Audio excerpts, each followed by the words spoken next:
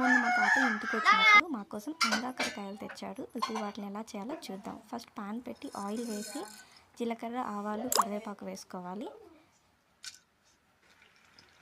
అవి కొంచెం వేగిన తర్వాత 4 నుంచి 3 ఉల్లిపాయలు తరిగి వేసుకోవాలి.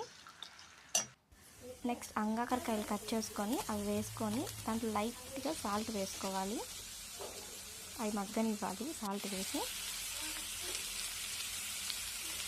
దాని తర్వాత బాగా కలుపుకొని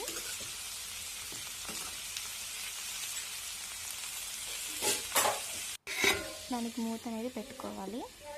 ఒక 2 to 3 మినిట్స్ అయిన తర్వాత మూత తీస్తే అవి కొంచెం ఉడికినట్టు అనిపిస్తాయి అంగాకరకాయలు.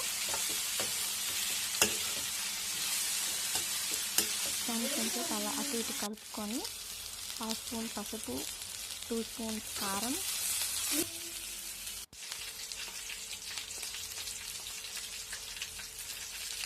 వేసిన తర్వాత దాన్ని బాగా మిక్స్ చేయాలి. దాని తర్వాత 2 మినిట్స్